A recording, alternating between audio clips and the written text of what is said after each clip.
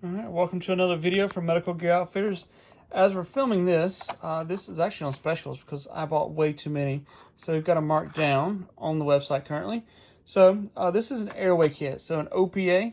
This goes into the mouth to help protect a patient's airway that does not have a gag reflex. This is going to need to go into someone who is snoring that cannot cough, basically. They're unconscious, can't cough. This goes in through the mouth, holds the tongue back, and protects their airway. We've got all the way from little infant sizes to large adults in this one kit. This does take some training. This is typically a training tool that you would learn in an EMT class, something like that. So we have them. We have them marked down currently at medicalgearoutfitters.com.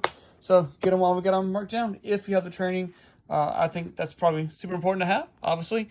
But if you need these, we've had them marked down on the website currently.